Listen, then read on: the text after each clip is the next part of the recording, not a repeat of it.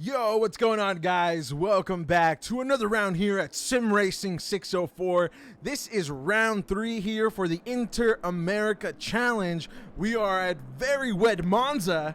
It's going to be a crazy race as we get started. I'm joined by Giancarlo Lenzi. What's up, GC?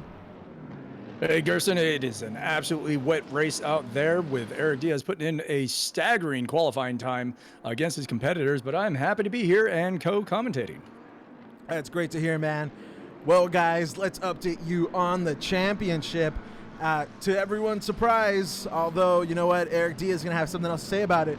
Peter O'Brien is currently our championship leader for Season 7 in the Pro Class, followed by Eric Diaz, who, due to a couple power outages, did not have the greatest start last time around at Nürburgring. P3, we have Jeremy Mercer, followed by Paulo Alex. The Brazilian has not surprised us, maintained a level head, but hopefully we can see a little more from him. He's going to be starting P8, so the wet has not been kind to him. JD Daniel, P5, followed by Brennan Schmid in P6. Joel the Man Dallas, everyone's favorite driver, P7, followed by Mike Fazal, P8. Fed Holgado coming in for P9, and rounding us out, we have Dan Lund in P10. Now P11, Mike Medina. Haven't really seen much of him as he's running in the mid-pack this entire season. Justin G, haven't seen much of him either. We saw a ton of him in Season 6, but he just has not delivered in Season 7. Kurt Moss, P13. Mr. Mossive had a couple of comments before the race started and was complaining that it was a little too wet for us to race here.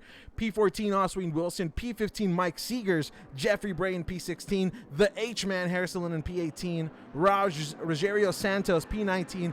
Chris Greer, P20. Robin Borden, 21. Mateus Campos and Andrew Berg rounding us out for the Pro Class.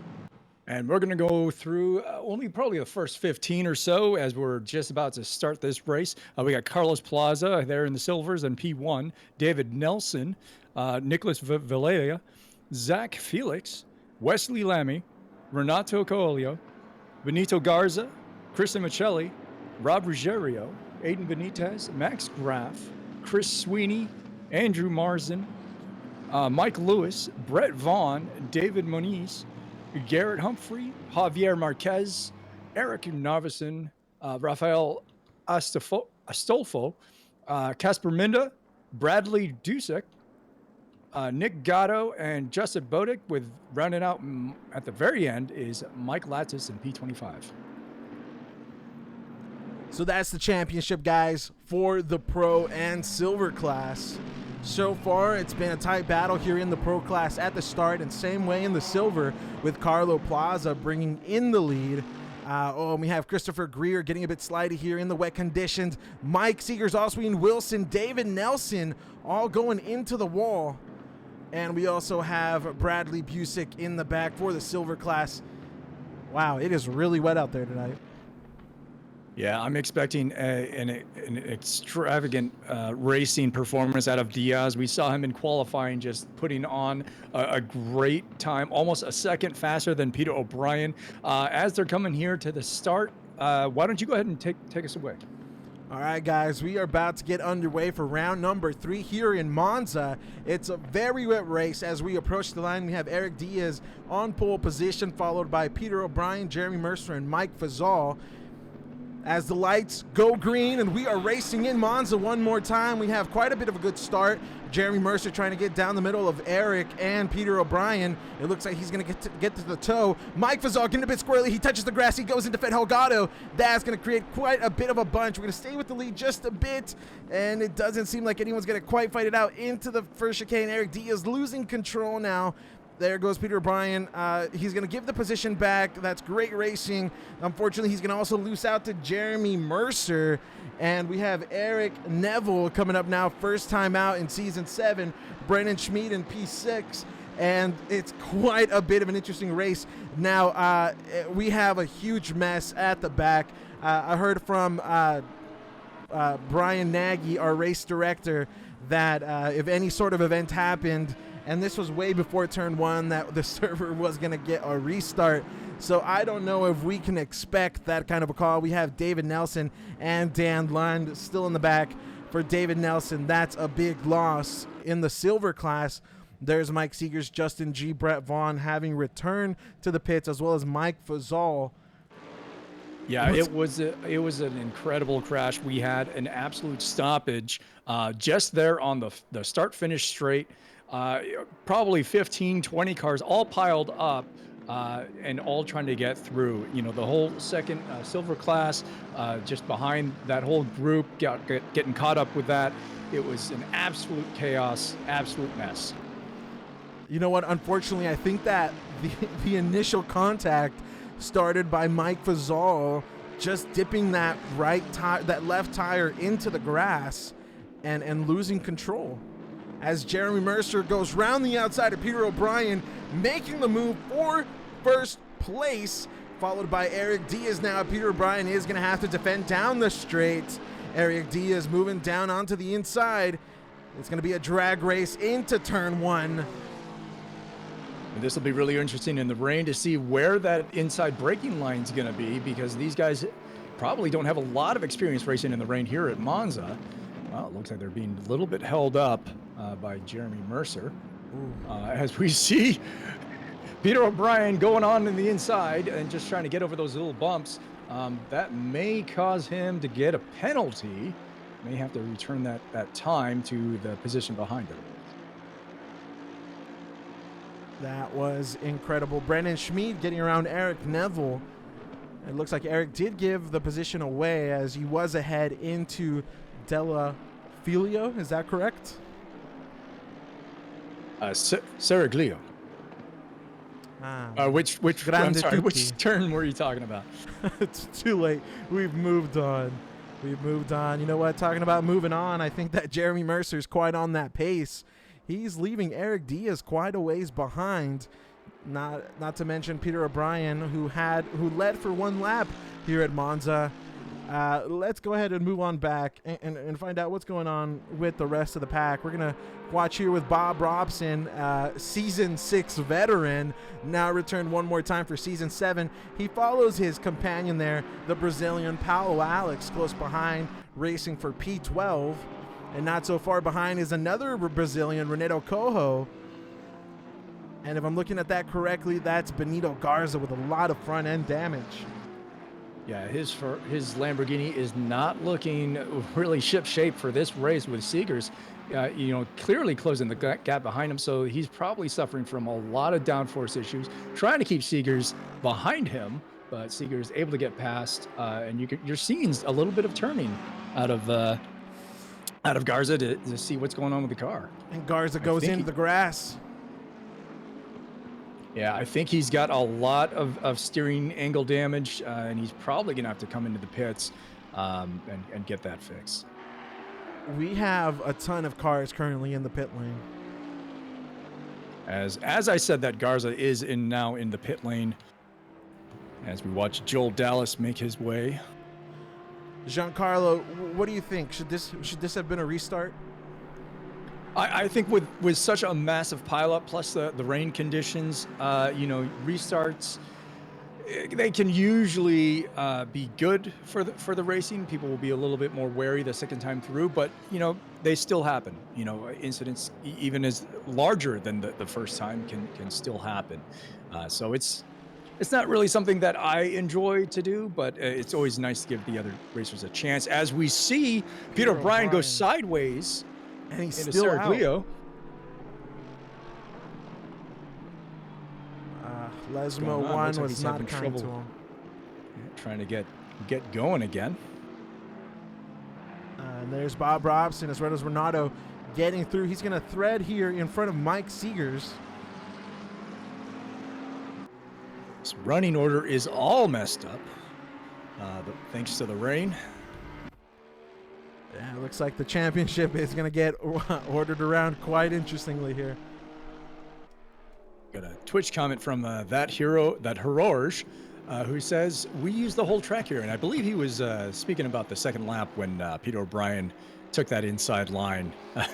Not so much of an inside line, but more of an inside track to maintain his position. Yep. Welcome back, that Herorge.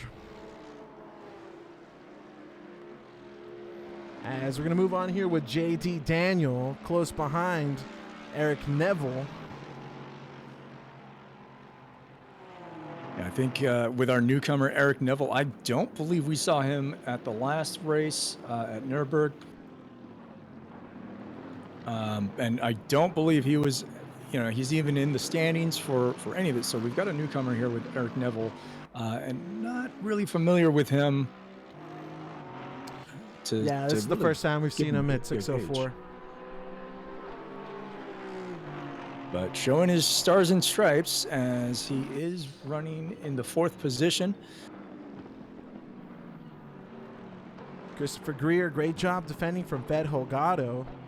Saw a little bit of a spin from Christopher Greer on the formation lap, but so far he has recovered. Unfortunately for Christopher Greer, he has just not had the best of luck in the last 2 events, so he is quite down in the lower 20 when it comes to the championship, but he has qualified in the top 10 consistently in the last 2 events. So it's not crazy to see Christopher Greer in the top 6, but I think as we get further down into the race, the higher he stays, the less of the percentage he has to keep it, I think. Yeah, with the unfortunate disconnect from the last race at Nürburgring that threw him down the standings when he was mostly assured a top 10 finish. But, he's in good company with Robin Borden also joining him kind of lower in those standings, as we saw earlier. 2 top names that are known for front running. I think we'll probably see him kind of get there later in the season. And that was a McLaren we quickly saw out of Ascari losing control. Paulo Alex, second time around out of Ascari, not finding the grip. And it looks like there he is in front of Bob Robson. That is weird. It says it's Peter O'Brien, but it's not. It looks like that's a lapped car. That's Eric Narvson. Unfortunately for him, he is being lapped.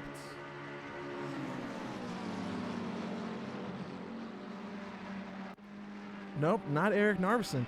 Who is this mystery car?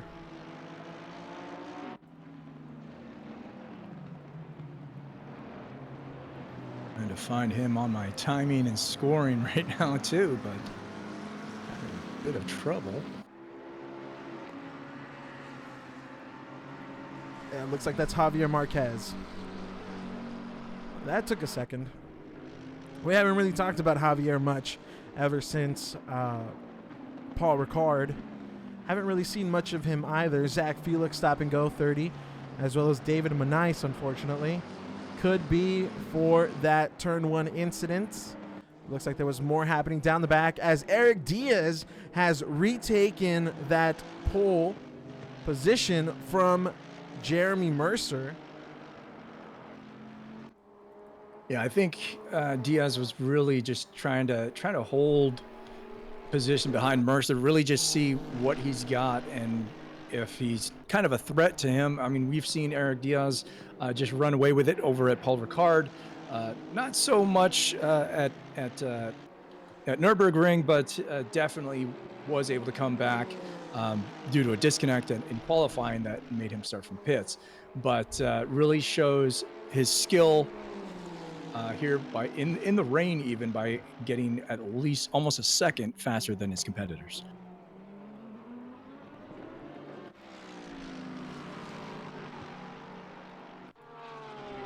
Low key 876 says, "Let's go." We are going as much as we can. Yeah, you know what? I'm kind of thinking the same thing here. I'm wishing we'd pick up the pace quite a bit. Someone I'm definitely hoping to see something from is Rafael Estofo, as in the post-race show in Nürburgring, Eric Diaz mentioned to us that we should watch out for his fellow THR comrade, Rafael, who was very quick in Monza. I think compared to his previous pace in the last 2 races, we're seeing him quite high up, but it's hard to know if that was due to our turn 1 incident or if he just has the pace. Yeah, I think there's a little bit of damage, so he might have been caught up in that turn 1 incident. He is behind Holgado with, Fazal, who collided with him earlier. Able to get out of it, but still running, top 10. He's 7th place position as we switch to Paulo Alex, who's running in the 14th position. A lot of these guys that we're normally want to see up there in the top 10 now having to get all mixed up with some, mid-pack racing due to the conditions.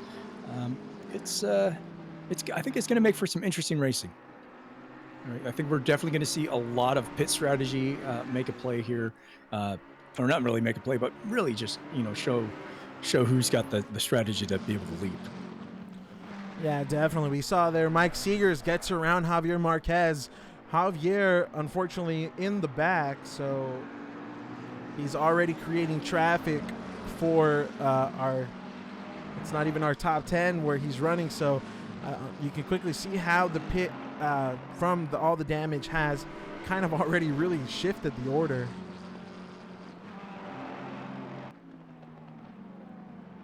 We're going to look at Mike Medina, someone we haven't looked at too much, as he's chasing down Kurt Moss. Unfortunately for Kurt, we haven't seen too much of him either. That's a lot of front-end damage he's carrying, and so I'm sure it's a little gutting that when we finally see Kurt, he's fighting for P18.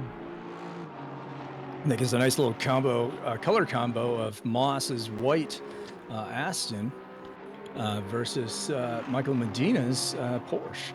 He's got that nice little pink. It's a little, I want to paint these guys, paint my walls with these colors. Now, I believe that is a replica of a real-life livery. I can't remember the team, but it's the, it's supposed to be that, like a pig butcher livery. I'm not too familiar with the GT racing. The little, like, surgical marks, I guess. Yeah. We'll have better facts for you next time around. Kurt Moss going a bit wide here. It looks like Mike Medina's trying to make a move, not finding the space. Just didn't have enough of a distance really to make that lunge. Great on him deciding to pull out and fight forward again. As we approach Lesmo 1 here, we have Mike Lewis, who's dropped back in pace quite a bit now to Kurt Moss, 8/10 in front. Joel Dallas losing out as well, running in P15. Hopefully Mike No Limits Lewis, and a bit of oversteer from Kurt Moss. As I was saying, hopefully No Limits Lewis can keep it on track on this rainy night here in Monza. And there goes Mike Medina sending it around the outside. Oh, and the door gets shut by Kurt Moss. Yeah, conditions are proving very difficult for Valleja. He just took a little spin after he was following Christopher Greer and Peter O'Brien and nearly collided with about 2 or 3 other cars. But now he's making his way around Parabolica to the start-finish.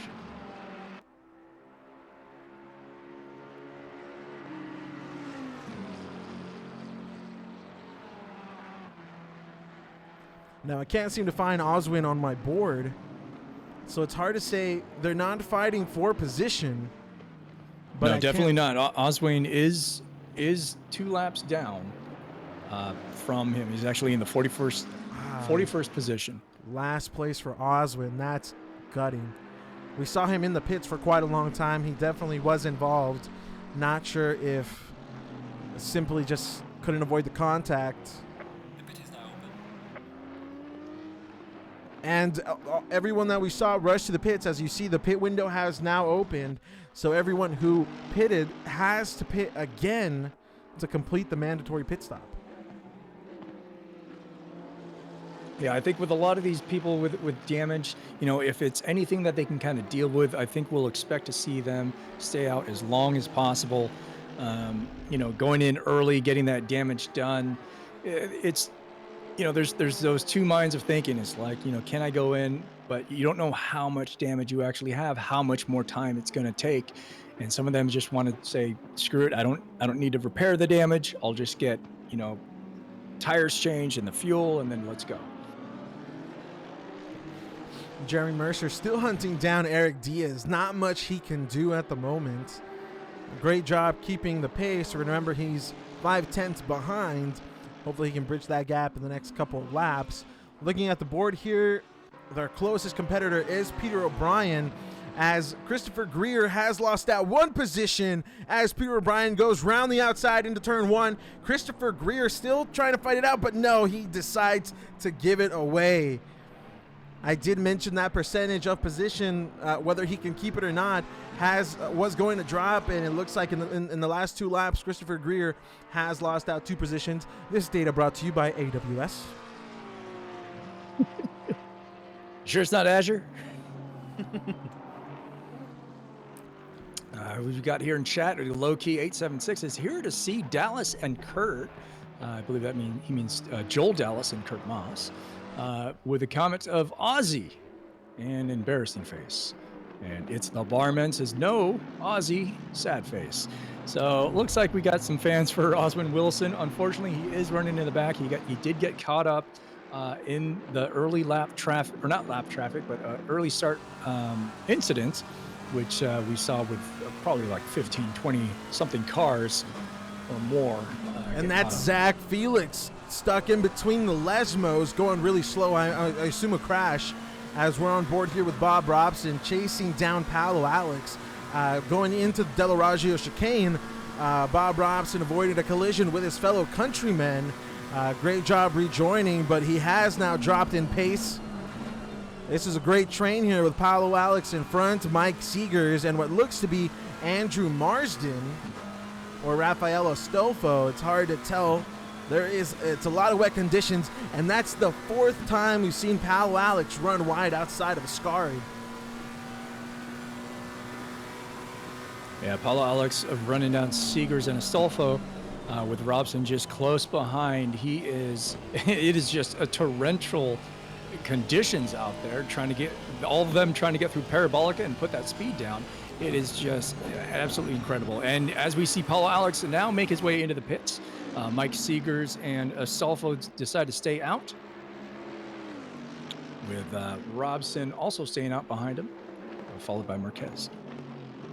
Great job by Seegers getting the toe down the straight, having the guts to send it into turn 1. Astolfo letting off early. This is a great battle for P9, as we're going to wait for the leaderboard to catch up.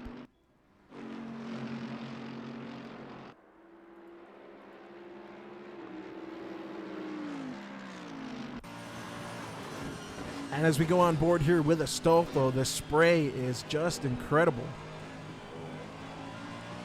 And I'm actually looking at the leaders. It looks like Jeremy Mercer was able to get around Eric Diaz. Or they're just deciding to swap positions.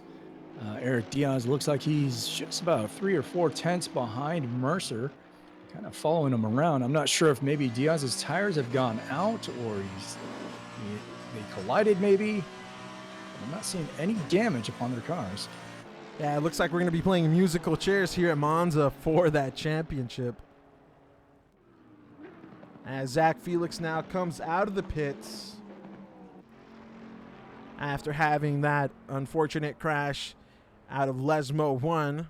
Brennan Schmid getting around. I haven't talked too much about Schmid. He's running comfortably in P3. No one really in sight. Eric Neville 10 seconds away. Himself 8 seconds from Diaz. The Ethereum Stormtrooper is going to take this win, potentially. Yeah, he's not a name that we normally see in the top 3, but with the incident, it kind of cleared the way. But he's keeping his position there and really making sure that there's not a lot of competition for it, as we see him just kind of cut the course. I don't know if you want to give him a penalty. I don't know if you want to get on Mr. Schmid's bad side here. We did see him out at Nürburgring after the unfortunate crash with Joel, and I forget the other driver. We saw Brennan get through for what I think was P3, and he wasn't too bad outside in Paul Ricard. So it's not too weird to see him up here, but it is a little weird to see him up here this early. Yeah, no, you are correct. I did forget about Nürburgring when Joel Dallas did have that unfortunate incident and pulling Diaz. Was that O'Brien that he crashed with? It was Mercer. That's right.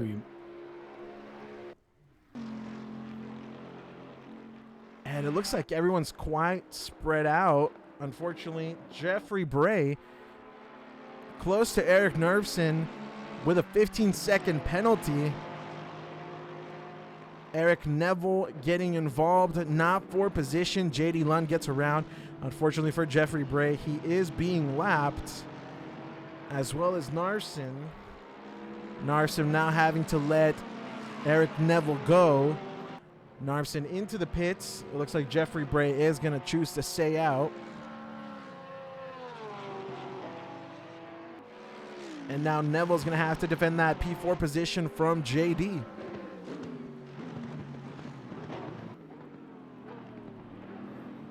Nice little color combo between their two cars. The liveries are absolutely looking fantastic. Chris Sweeney sending it on a runoff. Just coming out of the pits with fresh tires.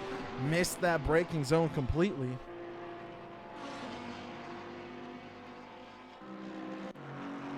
I think a lot of these guys got to be careful. You know, we got Jeff Bray with a 15-second penalty. We got Chris Sweeney with a stop and go of 30 seconds.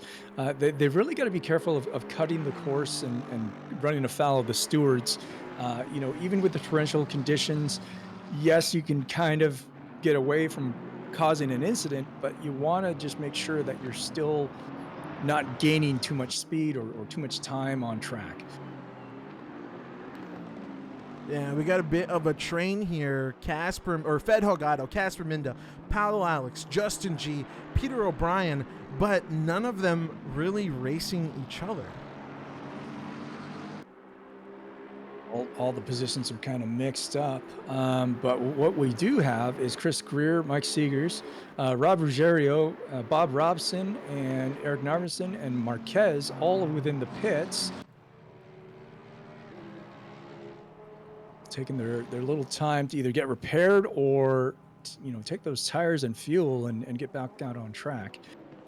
Here we do have a mandatory tire change. So whatever tires that they are running do have to be changed.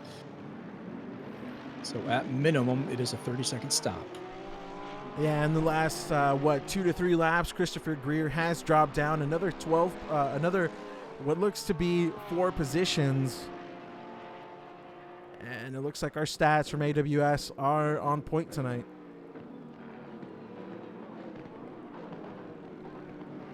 Yeah, unfortunate for Chris Greer, but I think he'll be happy to just kind of get through, let the pits kind of run out as, you know, Fed Holgado and Peter O'Brien are now coming into the pits. So that's, you know, 2 positions that he can still kind of make up if he can get around fast enough.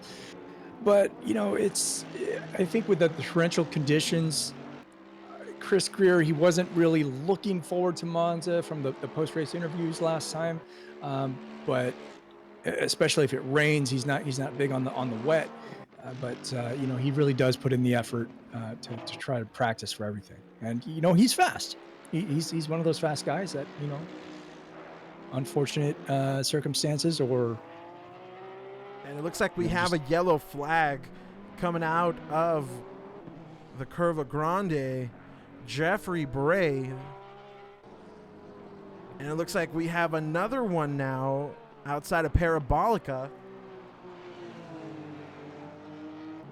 So we have a penalty of 10 seconds for D. Breas. We are halfway through, not over yet. And Mercer now in the pits. Eric Diaz taking back that race lead from Jeremy Mercer. We see Dan Lund in the WPI Lamborghini, as well as Mike Fazal in the AMG, Kurt Moss in the AMR. Thankfully for Kurt, he has repaired that damage and he's coming back out on track. In these rainy conditions, it's always scary to see the drivers in the pit.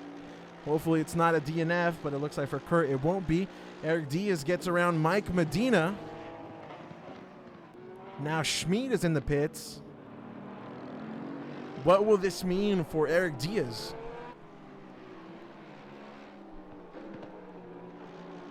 Well, we did see at Nürburgring, even not in the wet, some good jumping from Peter O'Brien. You know, while he's not all the way up there.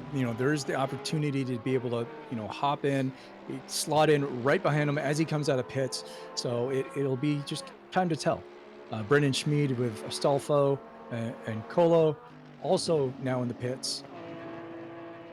It'll be interesting to see where they all stack out, according to Peter O'Brien and Brendan Schmid. What I am looking at is in chat, not the Twitch chat, but actually the SimRacing604 Discord chat.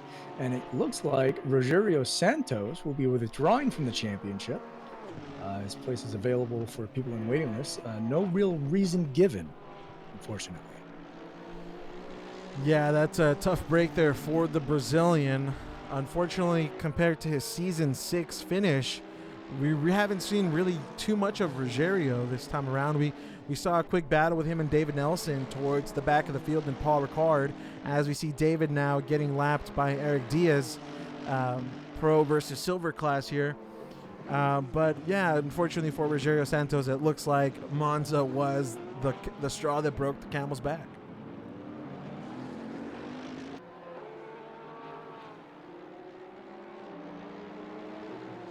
We'll take a look back at the replay there and watch out for Rogerio, see what happened to him.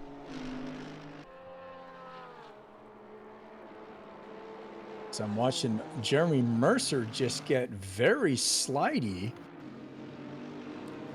coming into Serglio. Well, that's kind of an interesting rejoin, taking a page out of No Limits Lewis's book. I'm not sure if maybe he got his pressures wrong or he put the wrong tires on, but he's having a lot of trouble keeping that thing straight. Oh, there it is. And under control, under braking. There is zero traction under braking. And you're seeing him just kind of drop off. He might have to come back into pits and do another tire change as he connects with Brennan Schmid. Oh, those might be dry tires. Yeah, I think Mercer might have had the wrong pit strategy selected as he comes into pits with Benitez following him just behind Jeffrey Bray and ahead of him. Brendan Schmid looks like he was able to keep it together and continue on. Look, not a big loss for him. He's running fourth now behind Neville, and he's 44 seconds behind. That's unfortunate for Schmid. I don't know what ACC is doing, as you can see on screen here. Leaderboard says fourth. His banner at the bottom says second. Ah, there it is. That was weird. Schmid in second. Neville fourth. So, Giancarlo, what were you telling me about iRacing? Yeah, unfortunately, it's not the best live timing. What we got here in ACC is as soon as they hit the start-finish line, that's when it counts their time. If they do any sort of pits or anything like that, it can kind of get a little funky. So we do apologize for the live timing that is presented. It's not always the most accurate.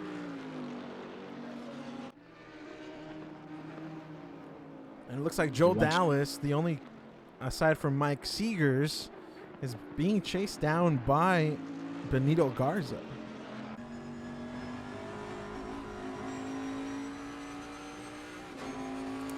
Unfortunately for Garza, it looks through a scar. He lost about 0.6. You just barely see him in that backdraft.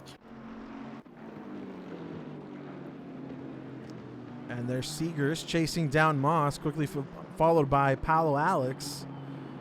Unfortunately, 480 Benitez. Oh, that's a very generous cut there for Mike Seegers.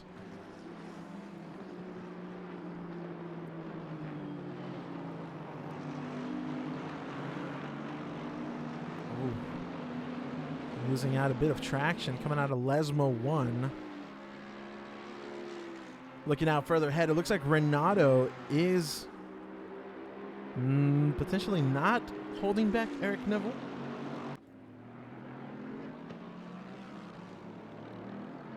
It was not Eric Neville. Let's go to Renato Coho.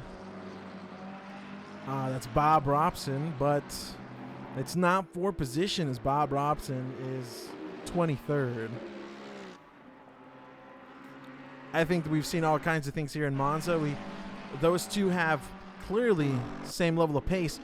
As I might have misspoke too early, Bob Robson down the inside, unlapping himself from Renato Coho, down Parabolica, sends it down the inside. Renato having to correct for that oversteer, just not controlling the car. Throttle getting too slippy on him.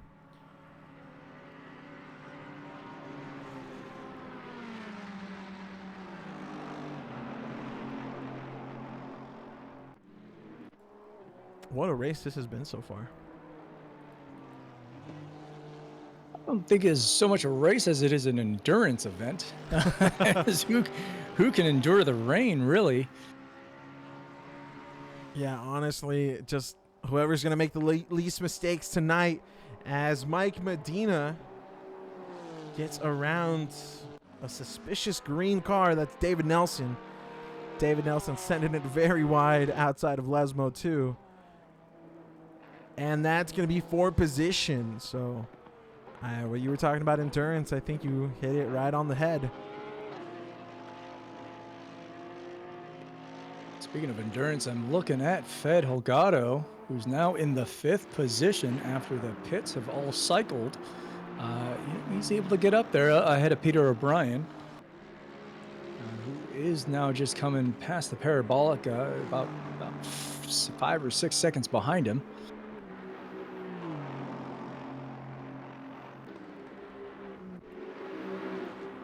I think the closest bit of racing we have here is Kurt Moss trying to send it down the inside of Ascari, going into Renato Coho. Just takes too much curb. Mr. Mossev sending it down the inside. Mike Seegers fighting it out as well with Paulo Alex. Paulo Alex maintaining it inside of the track.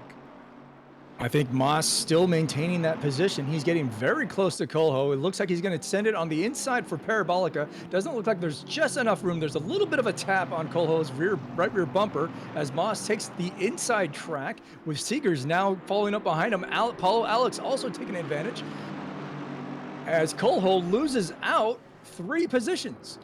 Yeah, there goes Paulo Alex now getting the tow from Seegers. Seegers now trying to send it down with Moss. The tap from Alex into Seegers, into Moss. Not holding the brakes enough. That's Coho now.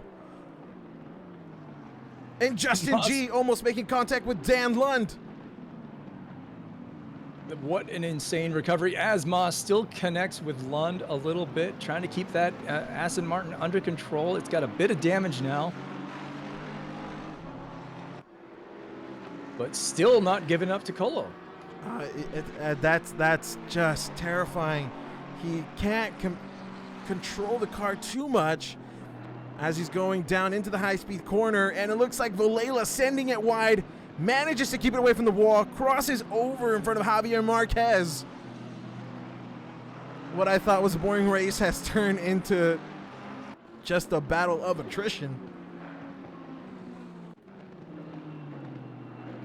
Oh, and Eric Diaz getting a little slippy into Ascari. He's going to send it wide. Here he comes with the rejoin, maintains to keep it safe, but that's a huge loss to Jeremy Mercer.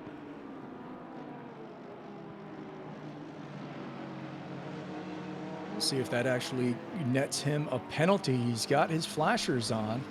We're going to have to come back to lap 17. Pit window has closed. It looks like they got around Nerson. I'm not recognizing the Porsche as he's fighting Christian Michelli. Nerson getting the tow. There's Diaz with the slip one more time, maintaining to control it. I think it makes sense why he's flashing his hazards now. Did he make the same mistake as Mercer? Did they forget that the Diaz had a late on pit? more rain tires? It's possible. Because we're seeing a lot of control issues as they come into the braking zone. He's giving it up to Michelli. He's giving up to Narveson, Plaza. You know, this is not the normal racing speed that we see out of Diaz. So I think he might be coming into pits to do another tire change. Yeah, and that benefited Plaza getting around now from Eric Narveson. And Jeffrey Brace spun outside of Parabolica. right at the pit entrance. It's not a place where you want to be. Oh, with that reverse across the track.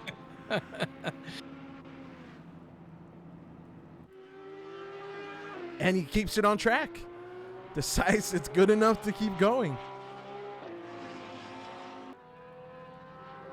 As I look back at Jeremy Mercer looks like he missed turn 1 and 2 and was able to just kind of get through the barriers. But he is still in the 14th place position. He's still got to get back around Diaz. He's got to get through all these other cars. You know, just like you said, this is a battle of attrition. This is a battle of who didn't mess up the least. Yeah, we see Schmid and Humphrey in the back coming out of Dell'Orazio. Plaza and Mercer both using that runoff area pretty liberally. Trackalicious is raiding with a party of 9 here in the Twitch chat. Welcome everybody. I hope you guys are enjoying the torrential rains of Monza.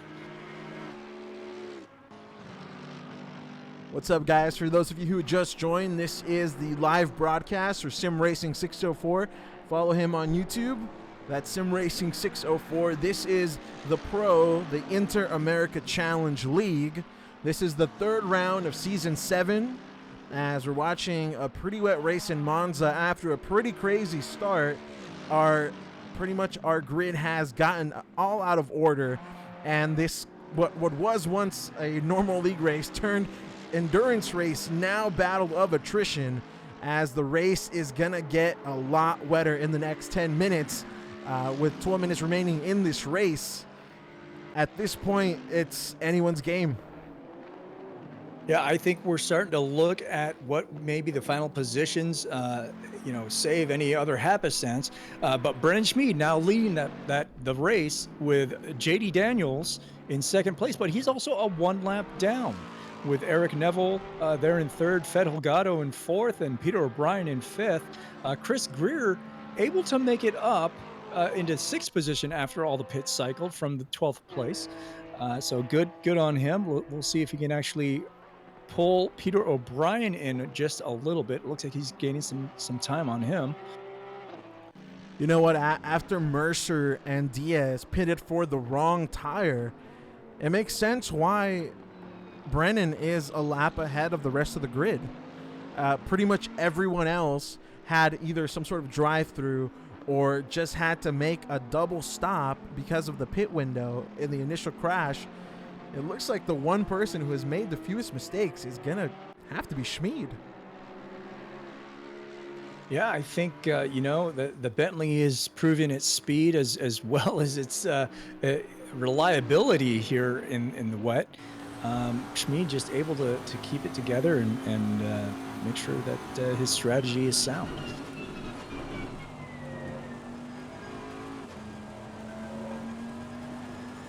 He looks pretty calm there in that pole position.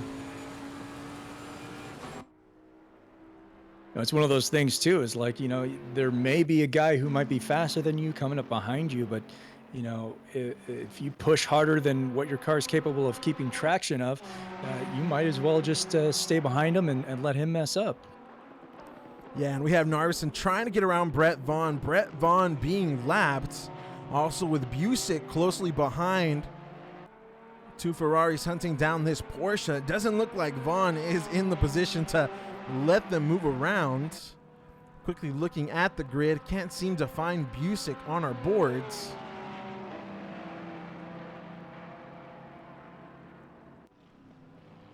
But Narvison is definitely leading 5 positions ahead of Vaughn. There's Bradley Busick down the inside. Busick is 15th position, so this is not 4 position for these two. However, Vaughn was trying to unlap himself.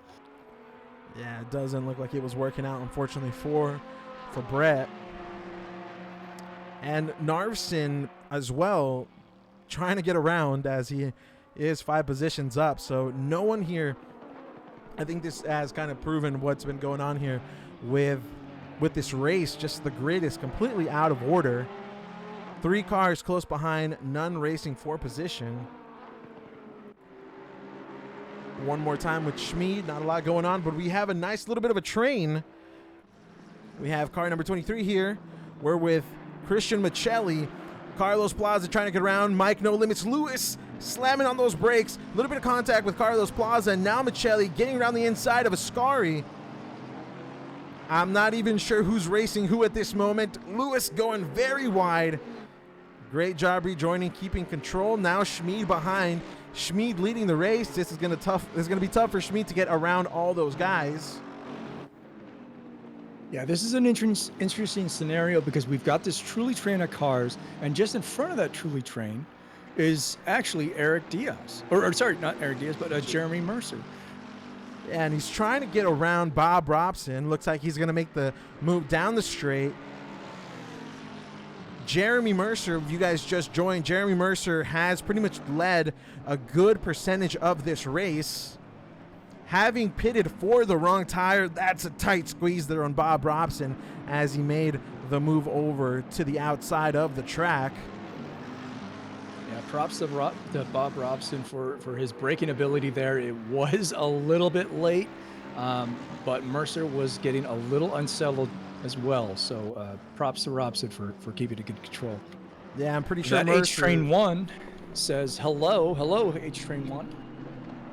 H-Train, welcome back, longtime viewer, as Bob Robson did not keep it on track this time around. Avoided contact with Mercer, goes into the runoff area, manages to come back. It looks like they were getting a little too close, and he might have spent all of his braking force into turn one. Not a lot of pressure there into the Dell'Orazio chicane. Now Plaza a lot closer, but it's possible that this position might have to be given back as they are racing for position.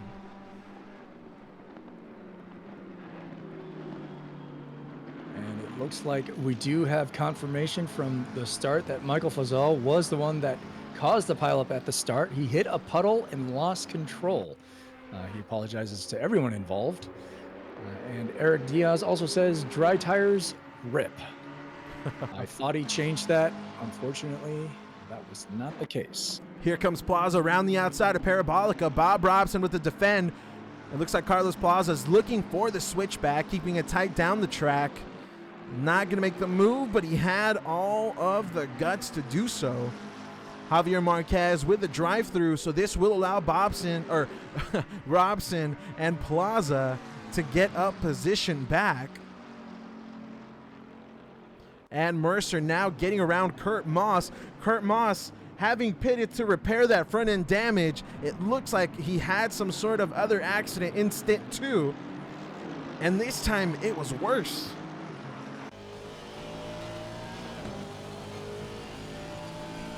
You know what? Kurt came into this race not happy about the wet conditions, and I don't think he's going to be too happy with the result. Paolo Alex out in the Curva Grande, Rob Ruggiero, Kurt Moss, Carlos Plaza, Bob Robson, Jeremy Mercer managing to get away.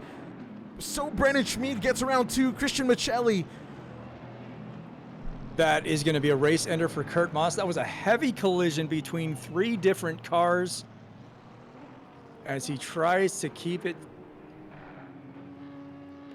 going on the straight. I don't think he's going to have the steering angle to keep that thing going into pits. He's gonna have to take a tow. Did we curse him? I'm not sure, but I just saw a second collision between Paulo Alex and Bob Robson, which I'm not sure if it was related or not. And it might have been. Look at Robson just down the straight, front end completely wrecked. He might try to limp it back into the pits. Eric Neville and Benito Garza get around nicely. There goes Fed Holgado. Eric Naverson avoiding the contact. Did not know what was going on as he was chasing down Peter O'Brien.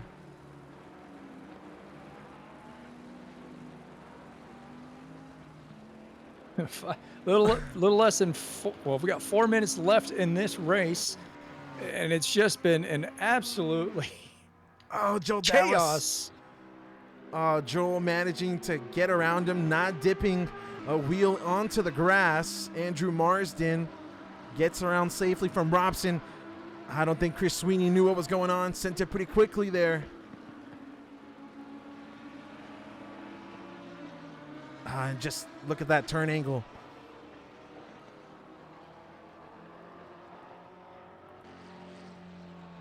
Yeah, that looks like he might just finish in the pits. It's just a rolling roadblock at this point. You know, props to him for managing to bring it back. With the time to fix, I don't think he'll have enough to finish this race. Mike Fazal says, luckily, I am not responsible for these other collisions, ...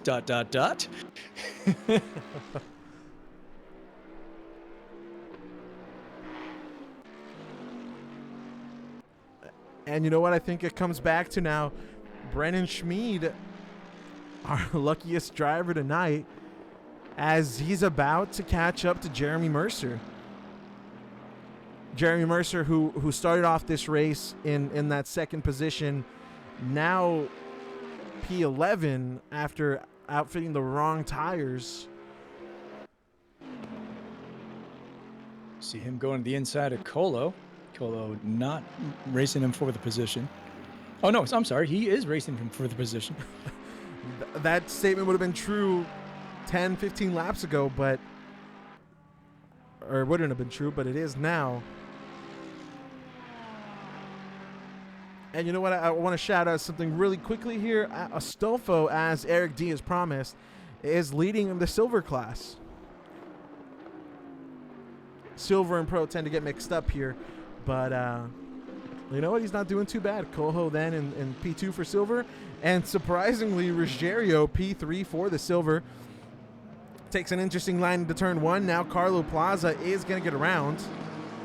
And that's going to be for position for Plaza. Or it's not, actually. Plaza. Where is Plaza? Yeah, Plaza is in the 28th position, or 29th position. So Carlos Plaza there in the blue and silver RPM Motorsports McLaren. Carlos Plaza is leading the championship, the overall championship for the silver class. So finishing outside of the big points is going to be, it's going to hurt him quite a bit. Fortunately for Ruggiero, that's going to be a great bump. Michelli not racing for a position behind Ruggiero. Yeah, Ruggiero. And it looks like he's not racing with Plaza either. He is a lap ahead of him. So we have less than 50 seconds now left in the race. I'm watching Brennan Schmid just kind of come down for the last time. The front straight. Yeah, our closest battle right now is Sven Holgado chasing down O'Brien for P4.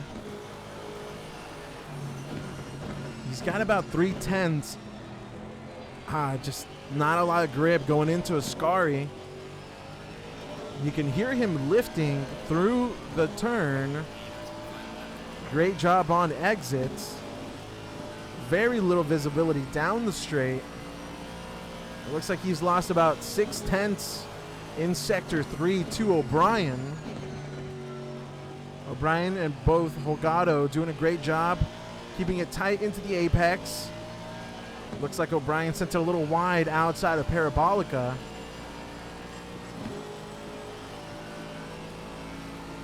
They're on the last lap now, but it looks like this might be it if there's no other mistakes, which I can't say safely with the race we've had.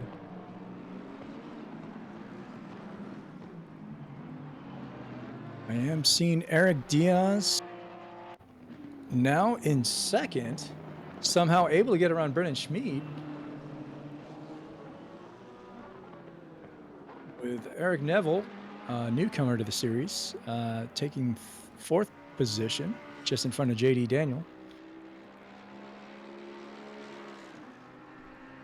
And it looks like in the chat, Wolfhow 5, who is Eric Narvison, had his wheel turned off in the middle of the race.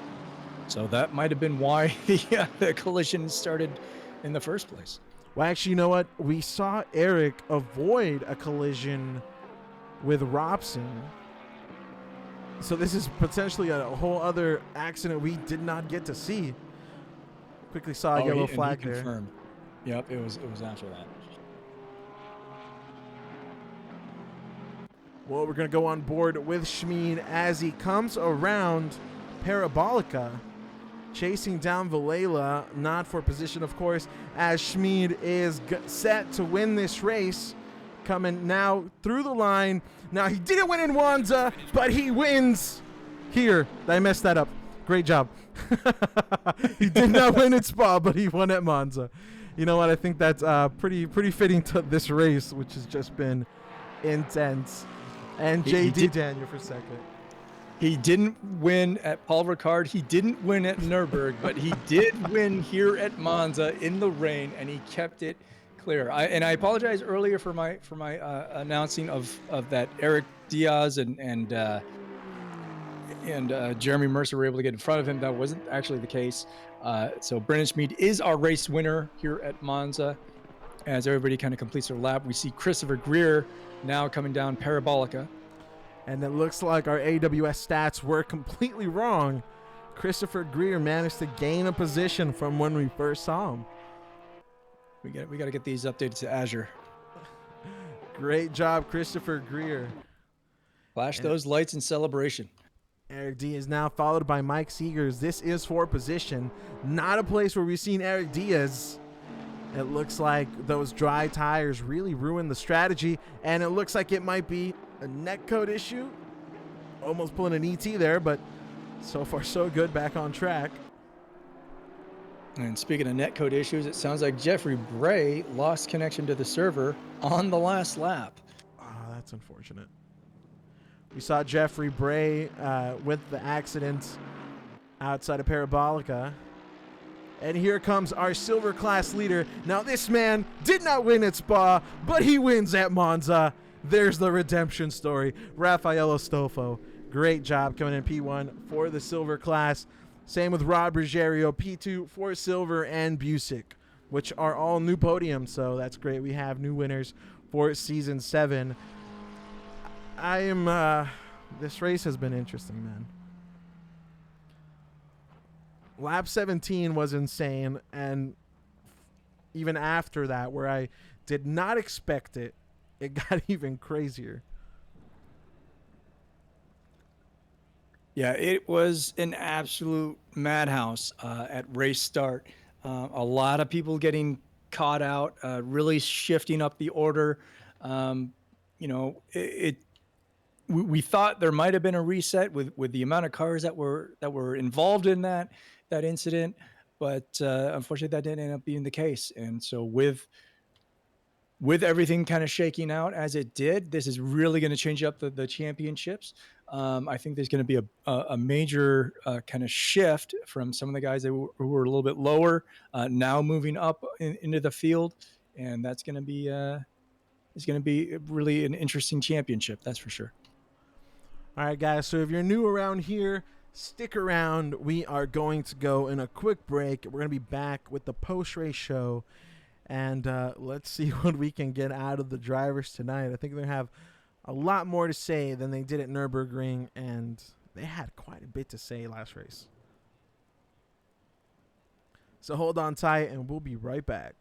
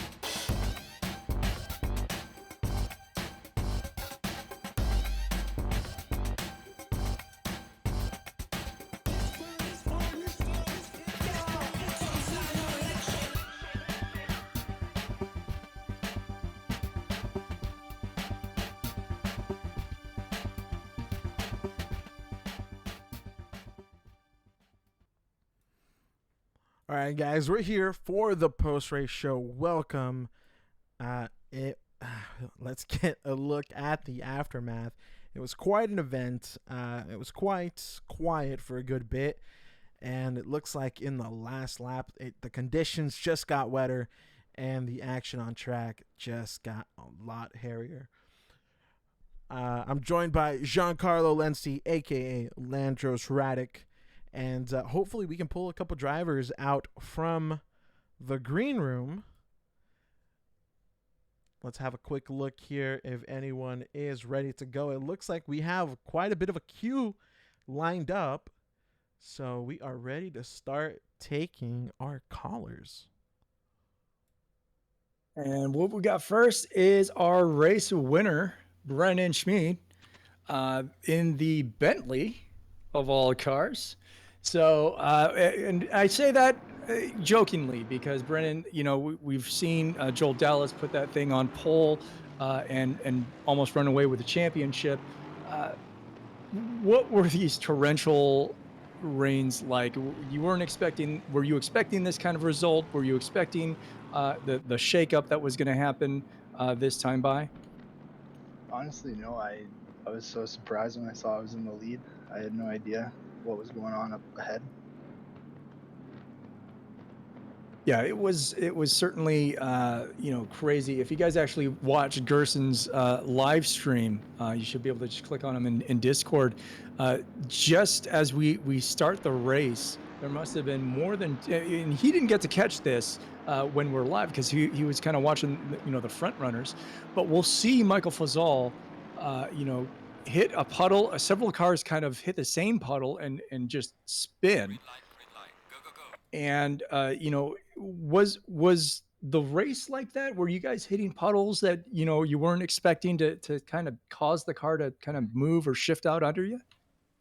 Yeah, there's quite a few puddles around. I was actually right behind that incident at the start of the race, and I managed to weave in and out of a couple cars I think I went from 10th to 5th right off the start. And that was quite surprising.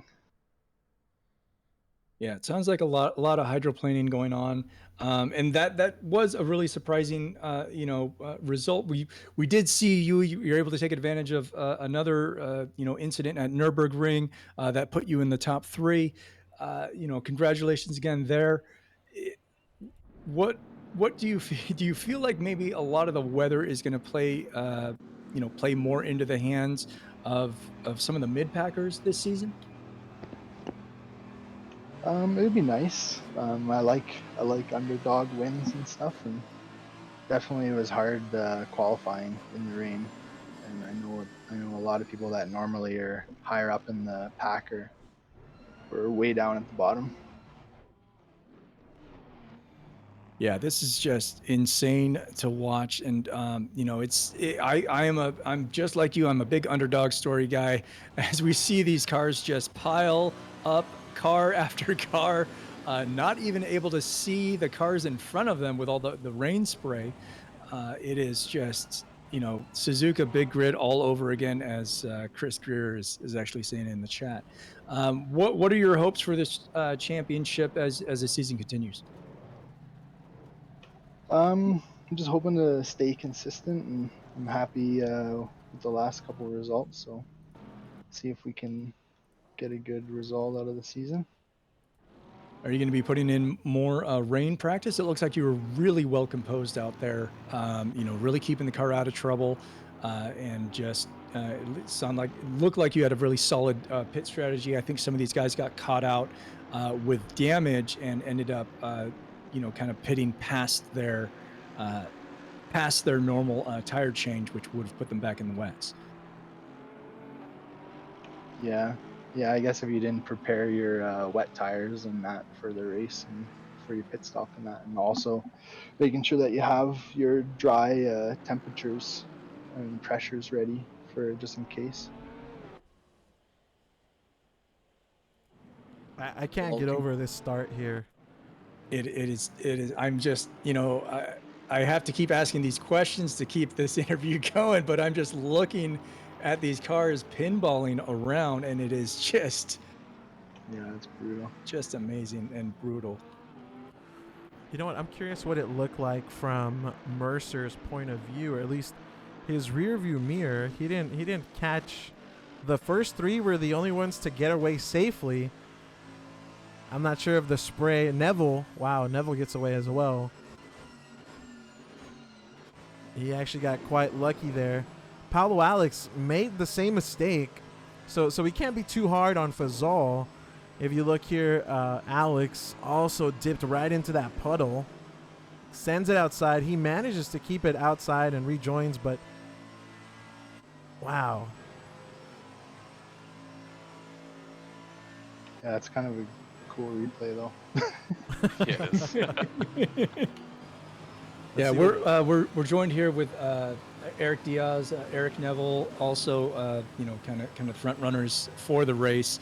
Eric Diaz unfortunately had a misaligned pit stop, which put him on dry tires. But it sounds like he wasn't the only one who was joined by that. It was Jeremy Mercer as well who joined him, and which caused them to drop down the rankings.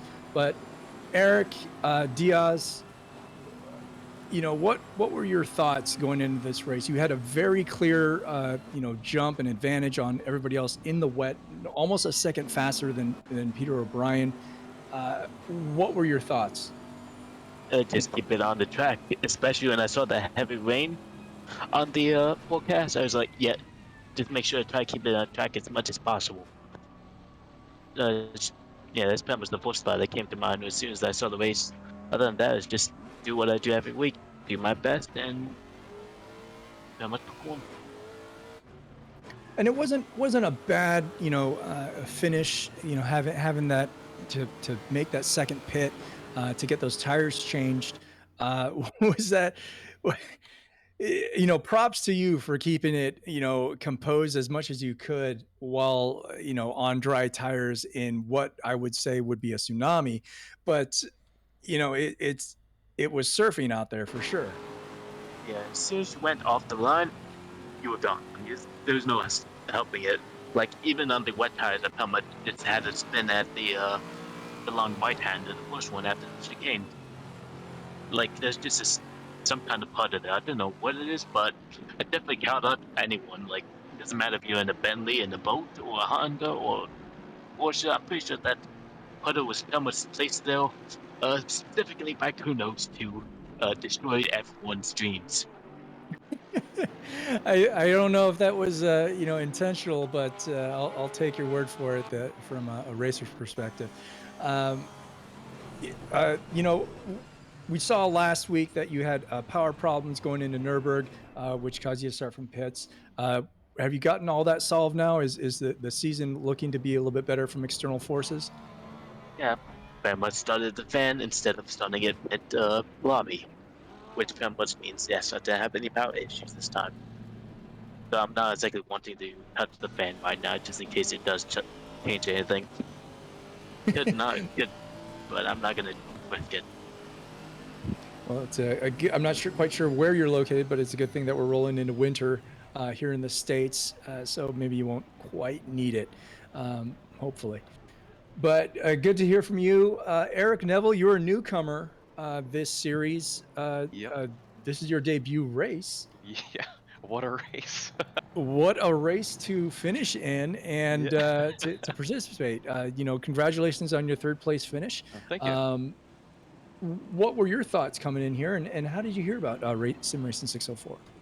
So I actually was playing on Forza on Xbox with JD, who finished in front of me, and he brought me into Sim Racing 604 maybe 6 weeks ago, if that, and I just pretty much picked up ACC from there, and I've been playing it about 6-7 weeks and just trying to get faster and faster, and I came in hoping for a boring race, and this race was anything but. Well, it's an absolutely fantastic result, and you're right. It was anything but boring. Yeah. That the rain spray, as we're just watching it over and over again, was just crazy. I think I would have just parked it, myself, I don't even know if I would have participated in the race with those conditions. But congrats to you and welcome to Sim Racing 604. We definitely look forward to more of your racing, and it's great to hear that you had another driver from the league bring you in and coming in from consoles. How has that transition been? It it took probably a good month to get comfortable with this game, to learn how the cars handle, and learn, because in Forza, traction control isn't something you usually use, and then in this you have to sort of rely on it, so it's kind of difficult to get that at first. But I sort of hit the ground running, I guess, and it's been a lot of fun so far, and I hope for some more fun in the future. Well, I'm sorry. This was the angle I've been looking for, to see the entire grid all at once. Oh my god! Just look at that.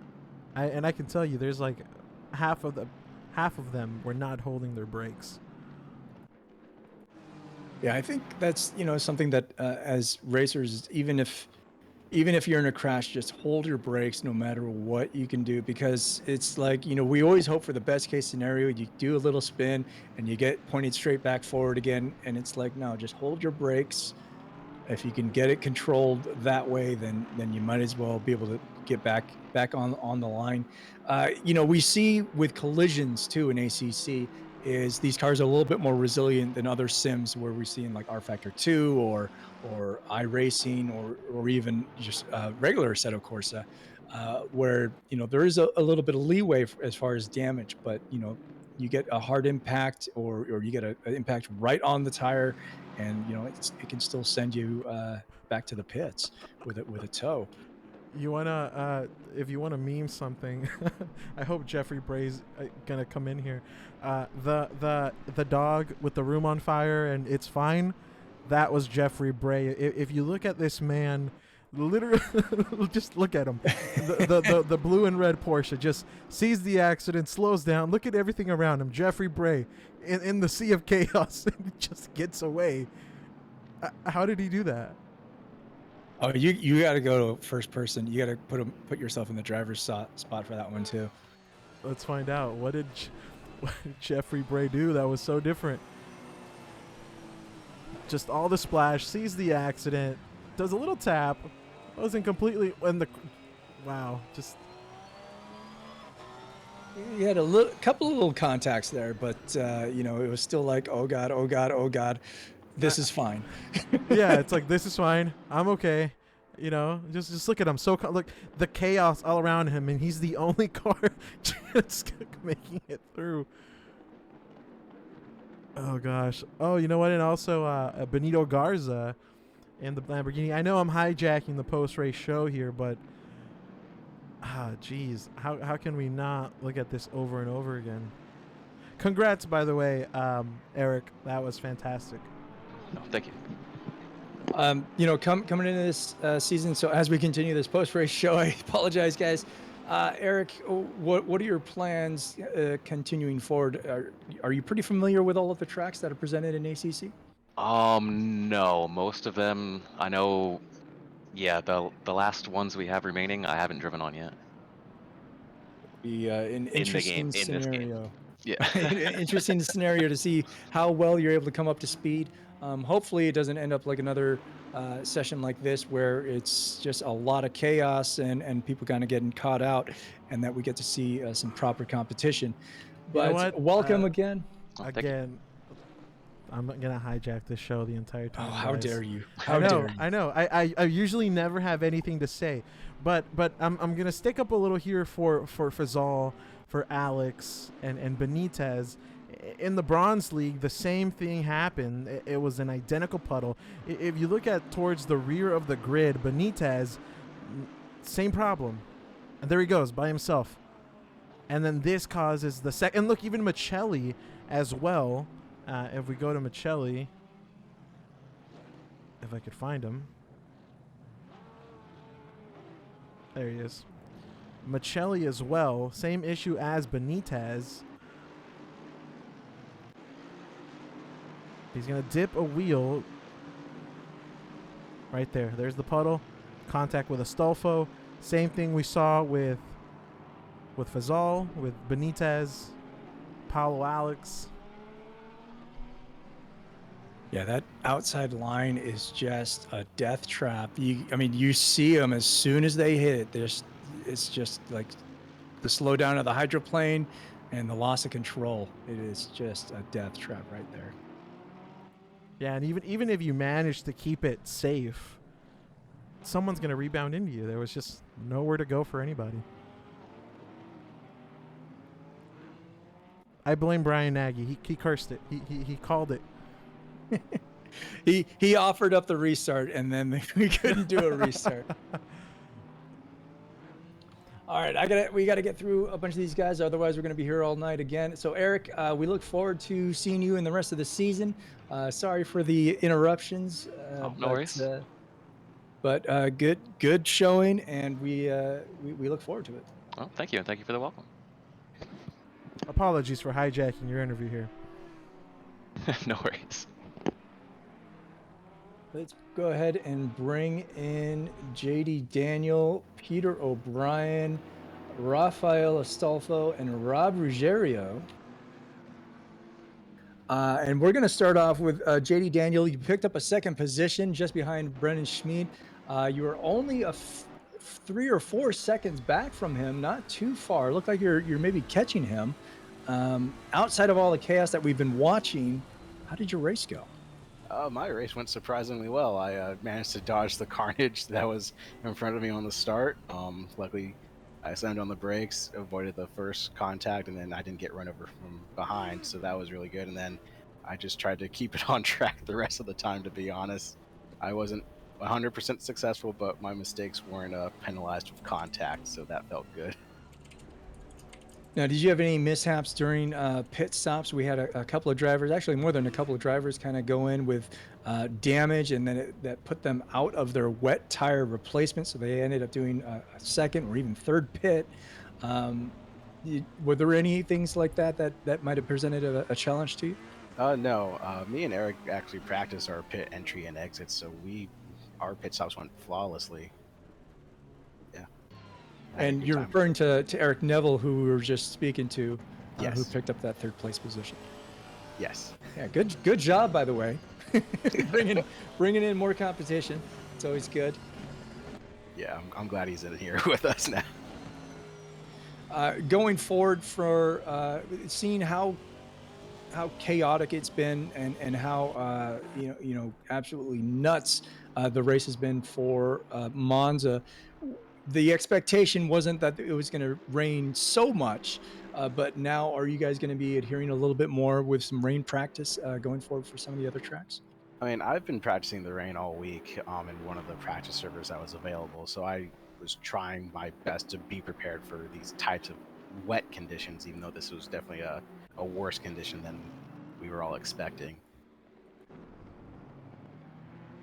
Yeah, I think don't think it can get worse than this. Yeah, I think this was probably the worst rain race we've had in all of the 6 seasons that I can remember, Gerson. Maybe you might want to correct me. But, no, this definitely takes the cake. Yeah, I don't think we've ever seen, half the field, just more than half the field, just end up not taking turn 1. I think that was insane. Actually, looking at the replay, that was really bad. Rob's in here. Is Rob in here? Rob Ruggiero is here. What did you think here on lap 22 when you saw Alex spin out? Well, I had no incidents until that, really. I tried to miss them, but I couldn't. After that, I had some pretty good damage. Slowed me down. I was actually catching up to first and second, so I was looking for that battle. But I actually enjoyed the weather. I was on J zone all week, and about 4 or 5 times it was like that weather, and I guess I got used to it. Oh, it's always nice when you have another league that practices in even worse weather than this, and that puts you like, oh, this is easy. The JA zone is courtesy of Joel Dallas, the practice server. Oh, that's right. I'm sorry. Yeah, but I missed everything at the beginning. I qualified poorly. I was like 35th or something. And I saw everything happening. I basically stopped. and waited for a gap. I think as the race continued, did it seem like that the conditions got worse, or did they seem to let up a little bit? It seemed to get worse, then stabilized at the worst part.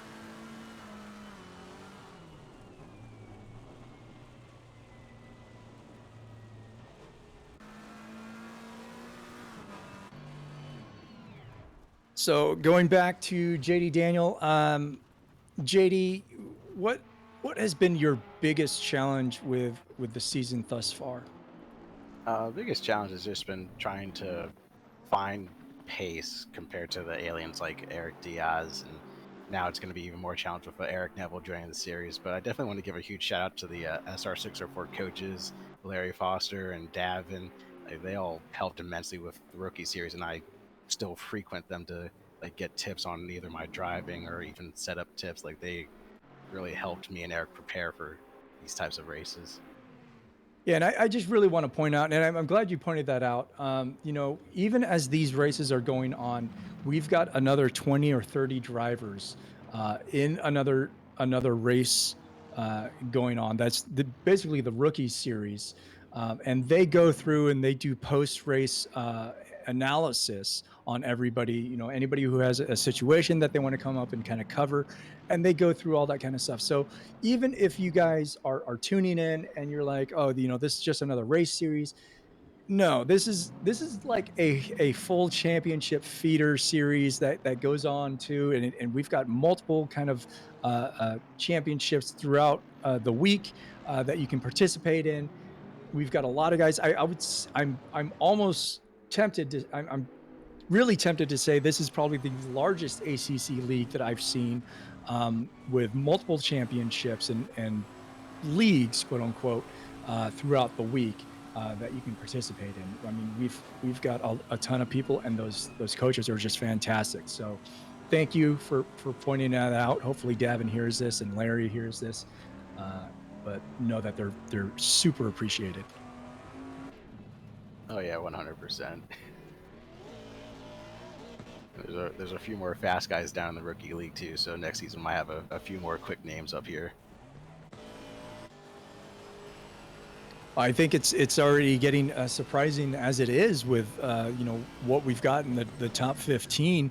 I mean, it's any one of you guys could be up there. But thank you, JD, for hopping in.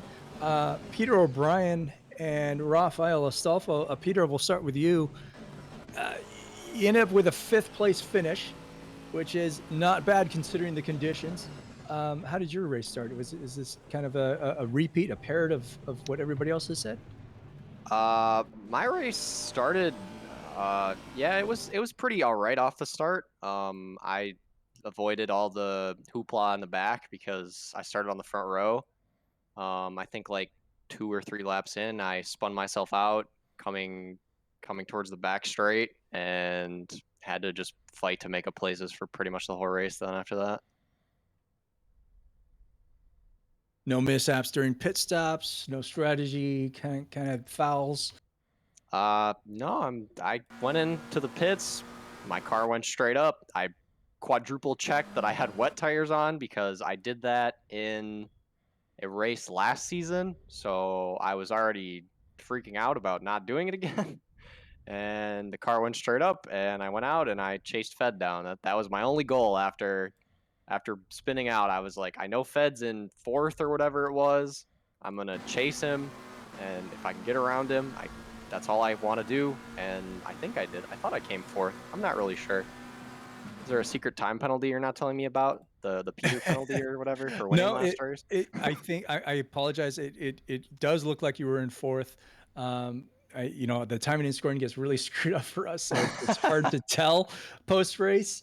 But official scoring is Holgado says you're a jerk Dang. on chat, but I think that's all in good fun. I think if anything, you guys probably had a really great race. We did definitely see you guys kind of battle it out a little bit. So congratulations to you for a top 5. with the torrential rains like this, have you? And we know, just speaking to you from Nürburgring, you don't put a lot of practice within the wet kind of stuff. Are you going to be putting more practice into it? Same as JD. This whole week, I was on the JA zone doing my very best to practice for the wet. Um, I actually had never seen this much rain. I loaded into the JA zone probably like 6 or 7 times and even reset it a few times just to get different weather. And one time it was dry. Pretty much the other 6 or 7 times it was like a nice medium rain, like what the race probably, was intended to be. Never did I see any heavy rain on the forecast in the game, even throughout a whole entire 2-hour session. So it was definitely surprising when I took off after the start and instantaneously heard my wheels hydroplaning and was like trying my best just to not kill anyone. Um, so I think I will be practicing, I will say the same amount, but I will try to vary the conditions a little more. I think that's a good way of putting it. Yeah, I think ACC has an interesting way of showing the randomization of its algorithms Yeah. come race time. Yeah, definitely. Yeah, medium rain practice, decent qualifying, and then it's just pouring for the whole race. Well, it definitely threw an exciting wrench into the works. I'd even say a sabo for sabotage, but it's this is what the unexpected is what keeps things exciting. So it's good to see both you, JD, and the others kind of make lemonade out of the lemons. Yes, sir. It was good. Well, thank you for joining us. And we're going to get to our last interview, unless Gerson has anything else that he wants to talk about. Maybe do a group discussion on. Rafael Asalfo, you had a very interesting race. Why don't you go ahead and tell us about how it went? Oh boy, yes, it was very interesting. It started way back in qualifying. Actually, I couldn't get a lap that I wanted through. I was in traffic and things like that, so I knew I could be a little bit faster, even when it was rainy or not. But I ended up starting a little bit on the back, and you guys saw on lap one, as I moved to the center to get beside somebody.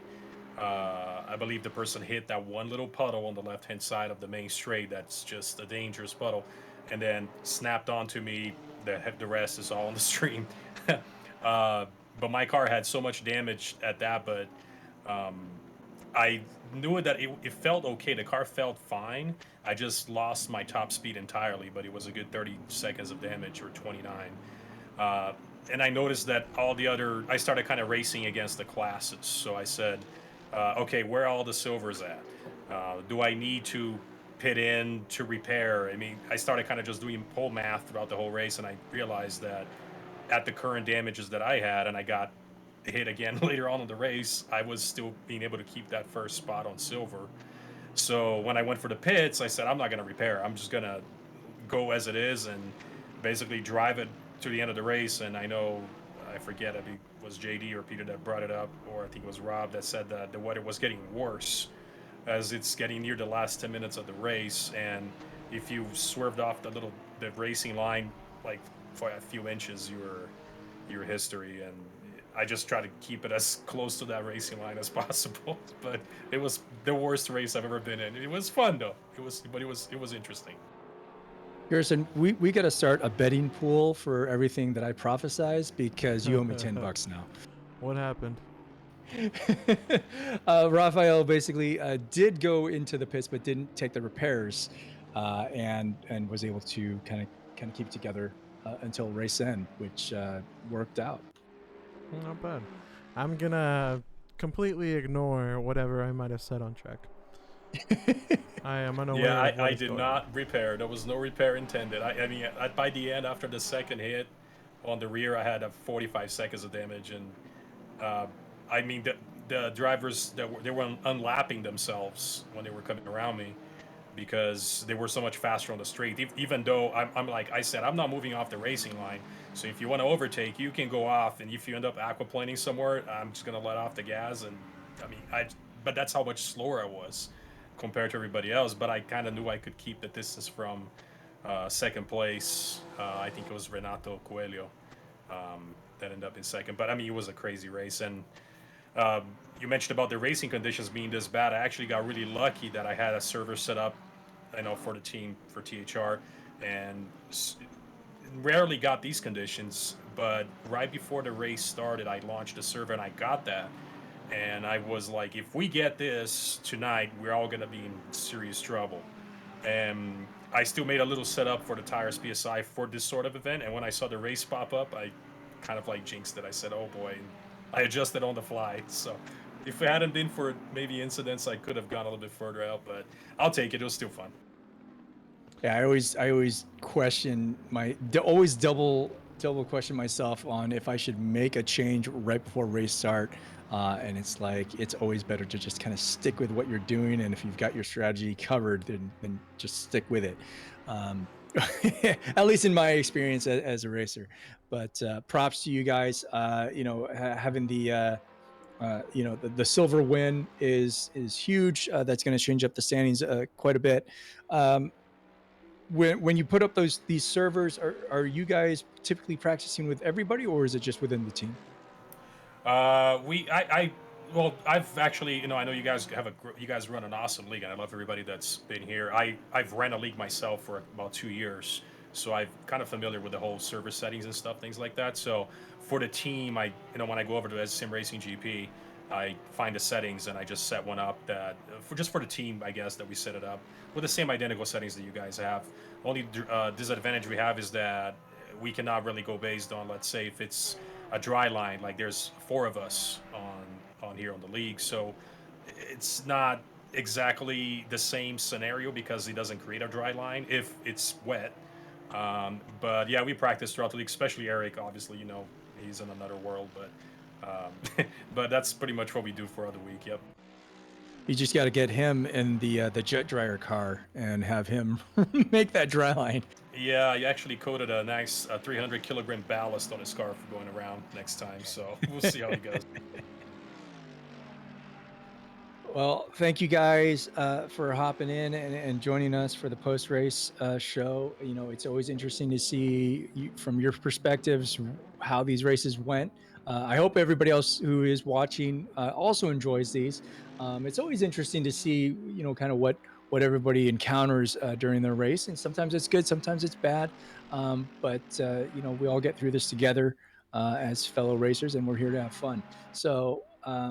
I have nothing else for anybody else. So if Gerson, you want to kind of take it away, feel free, my friend.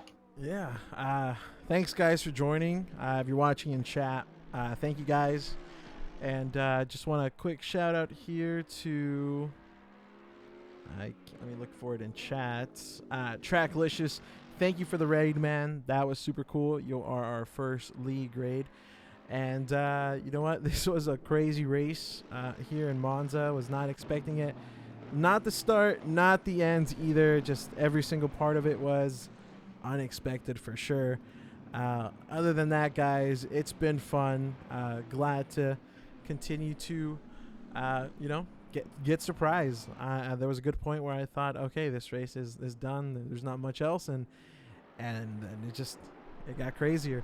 So if you guys enjoyed watching, leave a follow and go check out Sim Racing 604 on YouTube and join the Discord. I'll post the link here in a bit, and you're welcome to find a spot. I'm pretty sure a couple might open up after this race. So if you're definitely into this, go ahead and join the Discord, get involved in the community. And that's about it here for event number 3, season 7. We'll see you guys back next week. Have a good night.